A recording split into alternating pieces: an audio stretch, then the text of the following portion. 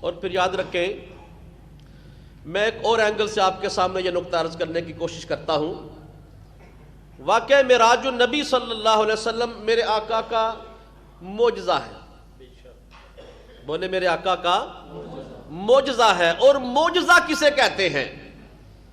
علماء فرماتے ہیں معجزہ اس خرق عادت کام کو کہتے ہیں جو عقل انسانی سے ماورا ہو۔ توجہ ہے، جو عقل انسانی میں نہ آ سکے۔ مثال کے طور پر پتھر گفتگو نہیں کرتے، پتھر گفتگو نہیں کرتے، درخت نہیں چلتے، لاٹھی سانپ نہیں بنتی، مردے زندہ نہیں ہوتے۔ عقل انسانی اس بات کو تسلیم نہیں کرتی کہ درخت چل پڑے، اشارہ کرے چاند دو ٹکڑے ہو کر آپس میں مل جائے، اسے کہتے ہیں معجزہ۔ سورج کو اپنی انگلی کا اشارہ کرے، ڈوبا سورج واپس آ جائے، تو اسے کہتے ہیں معجزہ۔ عقل اس بات کو تسلیم نہیں کرتی کہ پتھر گفتگو کرے، درخت چل پڑے، مردے زندہ ہو جائیں، ڈوبا سورج واپس آ جائے، لاٹھی سانپ بن جائے۔ عقل اس بات کو تسلیم نہیں کرتی، لیکن اگر کوئی اللہ کا پیارا یہ کام کر دے تو اسے کہتے ہیں معجزہ۔ تو اب معجزہ کہتے ہی اسے ہیں جو عقل انسانی میں نہیں آتا، عقل انسانی میں نہیں آتا۔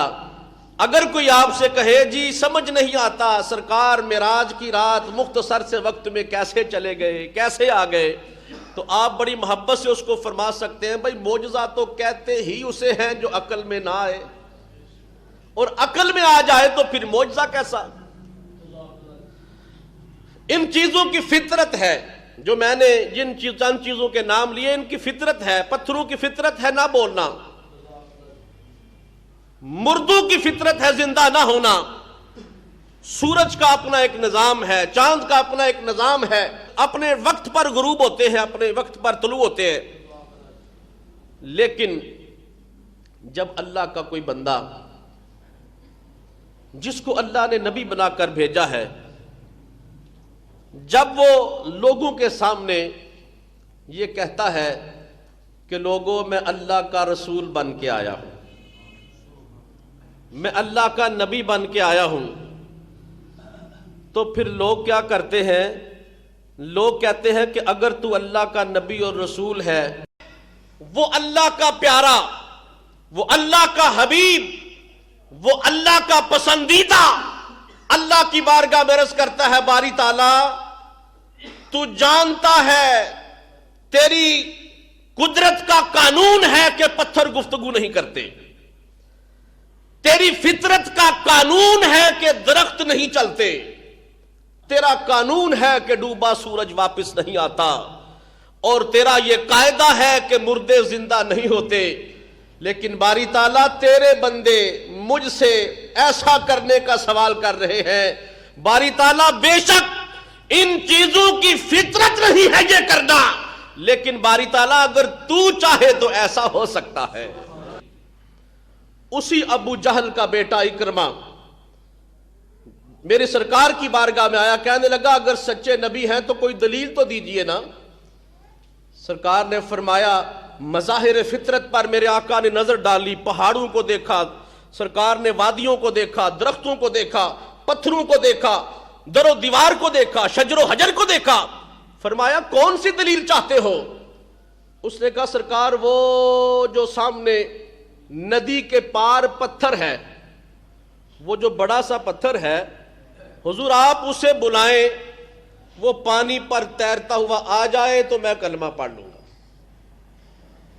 سرکار نے فرمایا اگر وہ آ جائے تو کہنے لگا جی پھر مجھے کیا تکلیف ہے کلمہ نہ پڑھنے کی۔ حضور نے اس پتھر کو بلایا، پتھر پانی کے اوپر تیرتا ہوا۔ آپ جانتے ہیں کہ پتھر بغیر کسی ظاہری سبب کے پانی پر نہیں تیر سکتا، لیکن اگر اللہ کا نبی اشارہ کرے تو پتھر پانی پر تیرتا ہوا بھی آ سکتا ہے، ہوا میں اڑتا ہوا بھی آ سکتا ہے۔ تو سرکار نے بلایا، وہ پتھر پانی پر تیرتا ہوا حضور کی بارگاہ میں آ گیا۔ سرکار فرماتے اب تو تجھے یقین آ گیا میری نبوت کا؟ کہنے لگا تھوڑی دیر ٹھہرے، اب یہی پتھر اسی طرح واپس جائے تو پھر میں کلمہ پڑھوں گا، حتیٰ یرجع الی مکانہ، یہاں تک کہ یہ واپس جائے۔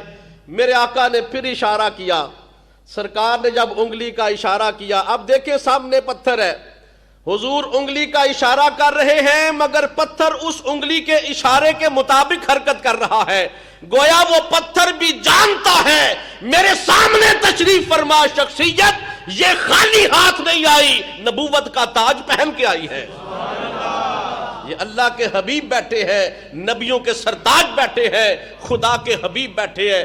جب سرکار نے اس درخت کو واپس بھیجا تو اسی ابو جہل کا بیٹا لا الہ الا اللہ محمد الرسول اللہ پڑھ کے حضور کے غلاموں میں شامل ہو گیا۔ تو جن کے دلوں پر غفلت کا ہلکا سا پردہ تھا، جب نبی کی عظمتوں کو دیکھا، نبی کی شان کو دیکھا، وہ کلمہ پڑھ کے مسلمان ہو گئے۔ مگر جن کے دلوں پر تالے لگے تھے کفر کے، وہ اپنے بنائی ہوئی دلیل کو ظاہر ہوتا دیکھ کر بھی کلمہ پڑھنے سے وہ عاجز رہے، مانے رہے۔ تو عرض کرنے کا مقصد یہ ہے کہ واقعہ معراج النبی معجزہ ہے، واقعہ معراج النبی معجزہ ہے، اور معجزہ کہتے ہی اسے ہیں جو عقل انسانی میں نہ آ سکے۔ اگر عقل میں آ جائے تو پھر معجزہ کیسا؟ اب یہ بات کیا عقل میں آتی ہے کہ یہ جو آپ کے سامنے لکڑی پڑی ہے یہ بولنا شروع کر دے؟ کیا یہ بات عقل میں آتی ہے؟ کیا یہ بات آپ کی عقل میں سماتی ہے کہ یہ پتھر بولنا شروع کر دے؟ لیکن اگر کوئی اللہ کا پیارا اشارہ کرے، یہ بول پڑے، تو اسے کہتے ہیں معجزہ۔ اور معراج النبی صلی اللہ علیہ وسلم میرے آقا کا عظیم معجزہ ہے۔ اور اب اگر کوئی کہے کہ سمجھ نہیں آتی، سرکار مسجد حرام سے مسجد اقصیٰ، مسجد اقصیٰ سے پھر ساتواں آسمان، پھر ساتواں آسمان سے سدرۃ المنتہا، اور پھر سدرہ سے لامکان تک، اور لامکان سے کعبہ کوسین تک، اور کعبہ کوسین سے او ادنا کی منزلوں پر فائز ہوئے، سمجھ نہیں آتا۔ میں کہتا ہوں پگلے، معجزہ کہتے ہی اسے ہیں جو عقل میں آ ہی نہیں سکتا۔ ہمارے ایک دوست ہیں، وہ کہتے ہیں عقل ہوگی تو سمجھ میں آئے گا نا۔ تو بہرحال معجزہ کہتے ہی اسے ہیں جو عقل انسانی میں نہیں آتا۔ انشاءاللہ یہیں سے اگلے جمعۃ المبارک پر آپ کے سامنے عرض کریں گے کہ اللہ نے مختلف اوقات میں مختلف انبیاء کو معجزے عطا فرمائے، لیکن یاد رکھیں جس طرح ہمارے آقا سارے نبیوں کے امام اور سارے رسولوں کے سرتاج ہیں، اسی طرح اللہ نے سرکار کو جو معجزے عطا فرمائے ہیں وہ معجزے بھی باقی انبیاء کے معجزوں کے بھی سردار ہیں۔ جس طرح سرکار کا ثانی کوئی نہیں، اس طرح حضور کو اللہ نے جو معجزے دیے ہیں ان معجزات کا بھی ثانی کوئی نہیں۔